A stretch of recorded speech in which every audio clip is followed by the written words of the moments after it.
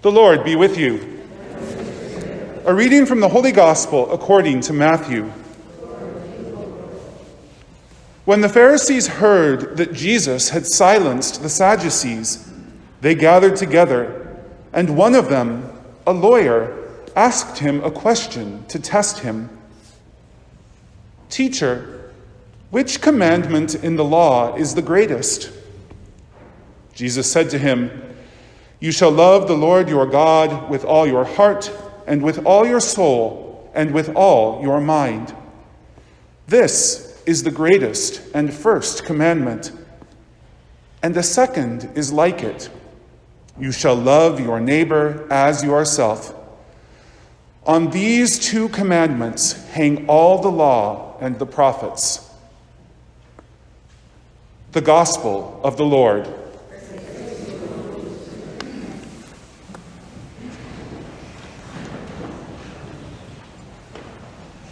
When I've given talks in the past at different parishes that I've been involved at, or for faith formation events that I've been asked to speak at, one fact that I will commonly reference in those talks is that our faith is incarnational, which means that our experience of God is always mediated in and through the human experiences that we have.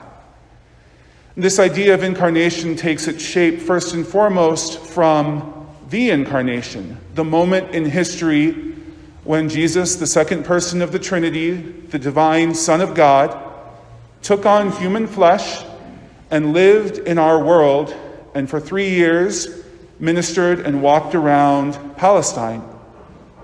But that one historical event of the incarnation that took place more than 2,000 years ago still sends ripples and shockwaves throughout our human history to this day.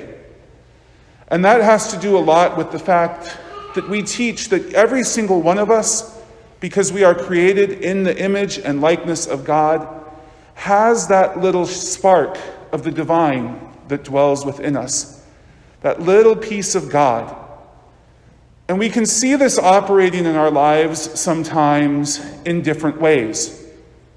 Perhaps we see it when a stranger comes up to us and offers us a word of consolation or a thought or a word of encouragement, which happened to be the exact words that we needed to hear at that point in our life. Or perhaps we've been on the giving end of that when we've been inspired to go to someone, to reach out to them, to encourage them, to lift them up. It's God at work in our lives, and it's us, with God's help, acknowledging the presence of God in other people. And it's this reality of the incarnation and this reality of some little spark of God being present within each and every one of us that helps us to understand what Jesus is doing in this gospel today when he answers the Pharisees' question. A question which on the surface may seem like it's an easy one to answer. But like most things, the Pharisees here are once again trying to trip Jesus up. Because for most of us here, if I were to go to you and ask you how many commandments there were, I think most of us would pretty quickly respond with 10. Because that's what we learned growing up, that's what we learned in catechism and in grade school, and so on and so forth. But if I were to go to an observant Jew, especially an Orthodox Jew, and ask them how many commandments there were, the answer wouldn't be 10, the answer wouldn't be 50, or even 100. That Jewish person would tell me that if you look at the entirety of the first 5 books of the Old Testament, there are 613 commandments that God gave to the Jewish people. Beginning right from Genesis 1, when he tells the man and the woman to be fertile and multiply and to fill the earth and subdue it, through the 10 commandments that we know that were given to Moses on Mount Sinai, even including what we heard today in our first reading about not oppressing a resident alien or not lending as a predator, or not keeping a neighbor's cloak in pawn throughout the night because it may be their only source of warmth. Each and every one of these statements would have been considered a different command by the Jewish people. So suddenly, the question of picking which one is the greatest becomes much harder, because you're not picking from a group of 10, you're picking from a group of 613. But Jesus, in answering the question, does what Jesus often does. He takes and gives an answer and then expands on it and challenges the Pharisees to think bigger. And in doing so, he's challenging us to think bigger as well. Because he says that the first commandment, and the greatest, is to love God with all your heart and soul and mind. But then he very quickly adds on that the second is like it, which is to love one's neighbor as yourself. And he says that it is on these two commandments that the entirety of the law and the prophets rest. And here's where that idea of incarnation begins to make a little bit more sense.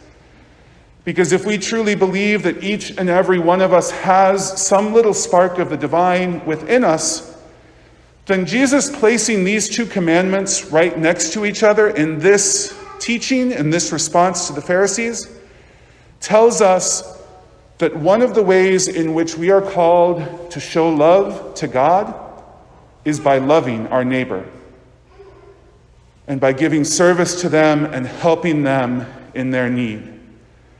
And this has been confirmed throughout the centuries by the apostles, by the great saints of the church, and so on and so on.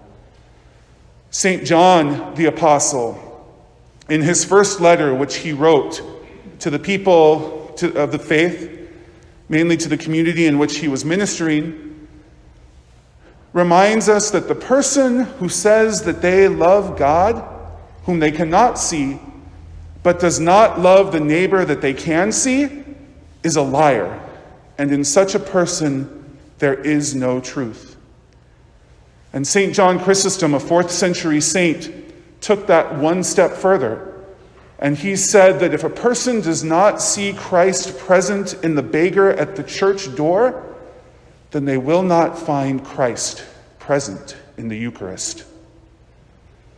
A pretty strong reminder to all of us of the importance of loving our neighbor, of the importance of helping to build up that Christian community in our world, and to help others out in their need. When we love others, it is an important way that we do show love to God, because we are honoring that person's dignity and we are honoring that little spark of the divine that dwells within each and every one of us. And if we truly lived out that command to love our neighbor as we love ourselves, and if we truly were to reach out and to lift up all of those who were in need, and to help them to grow and flourish and to fully recognize their God-given dignity, imagine the difference that we as believers of God and believers in Christ would be able to make in the world.